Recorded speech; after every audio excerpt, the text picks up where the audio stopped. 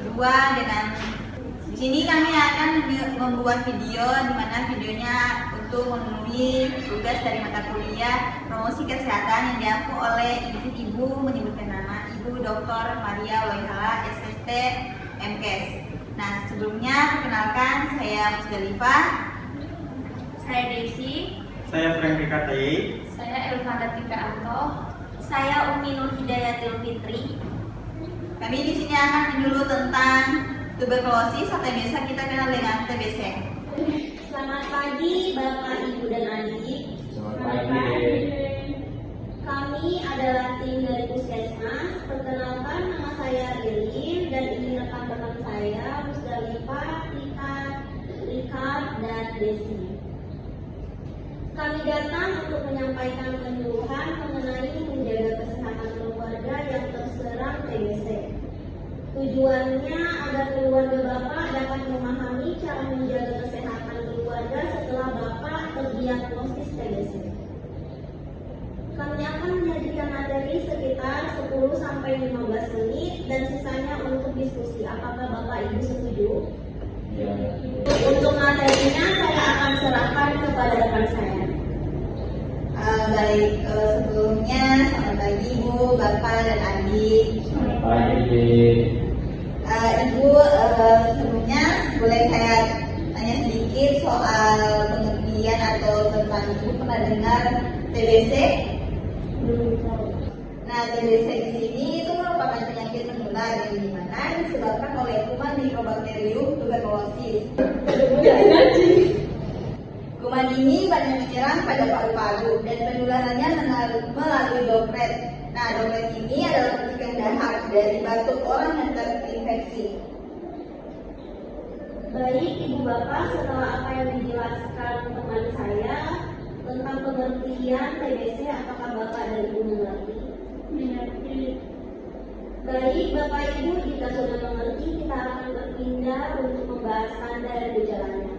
Saya persilakan kepada teman saya untuk menjelaskan tanda dan gejala tersebut.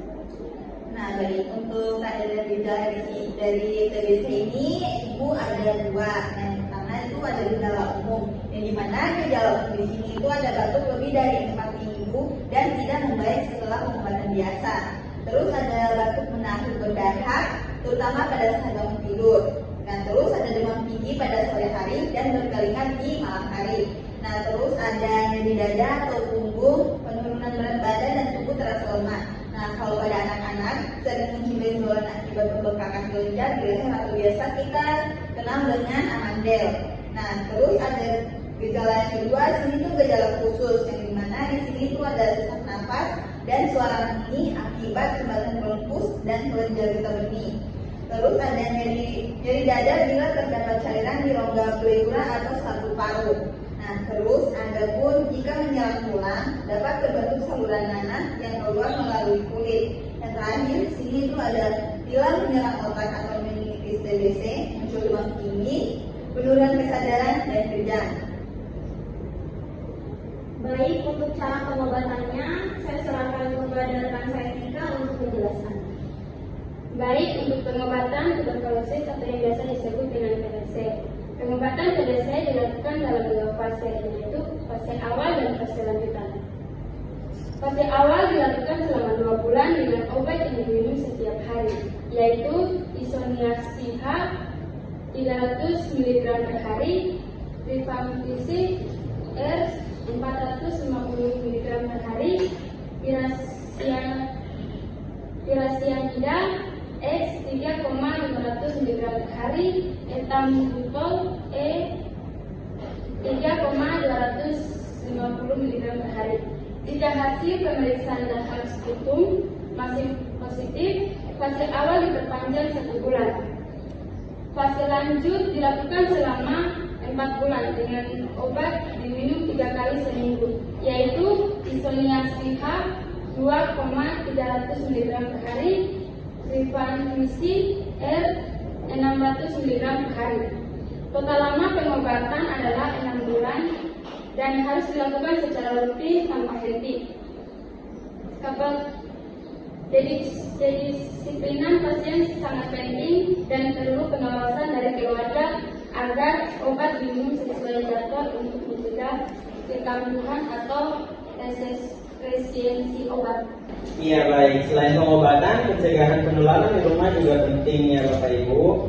Jadi pencegahan TBC dapat dilakukan dengan menjaga etika batuk dan kebersihan diri, antara lain menjauhkan wajah dari orang lain saat batuk atau bersin, dan juga menutup hidung dan mulut dengan tisu atau sapu tangan ketika batuk atau bersin, mencuci tangan setelah batuk atau menutup mulut dengan tangan, dan juga menghindari batuk di tempat ramai, menggunakan masker atau penutup mulut dan hidung bagi penderita, dan juga tidak saling bertukar sapu tangan atau masker dengan orang lain. Sekarang apakah Bapak Ibu ada pertanyaan? Baik deh, saya mau bertanya, siapa saja yang berisiko tinggi terkena penyakit TBC? Baik Ibu, terima kasih untuk pertanyaannya. Tadi kan pertanyaannya orang yang berisiko tinggi terkena TBC. Nah, di sini tuh ada beberapa kategori atau beberapa golongan. Yang pertama itu ada orang dengan daya tahan tubuh yang lemah.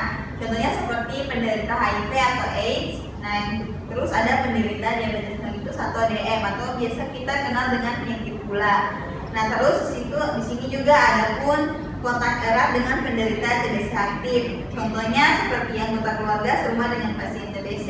Jadi misalnya kayak ibu punya anggota keluarga ini, terus ada satu keluarga anggota yang lain, dia sudah terkena TBC, itu akan menjadi kayak berisiko tinggi juga untuk ibu, adik maupun bapaknya terkena TBC. Nah, terus ada pun juga lingkungan padat dan tidak sehat, seperti tinggal di rumah yang padat penghuni, lembab, dan ventilasi yang buruk.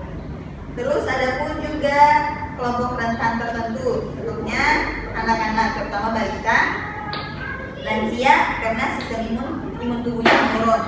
Dan terus yang terakhir kondisi sosial ekonomi, di mana di sini hidup dalam kemiskinan atau akses pelayanan kesehatan yang terbatas.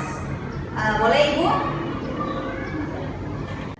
Baik Bapak Ibu, sebelum kami mengakhiri penyuluhan ini, apakah saya bisa meminta ibunya untuk menjelaskan sedikit apa itu penyakit TBC? Penyakit TBC adalah penyakit menular yang disebabkan oleh virus. Baik, betul sekali Ibu.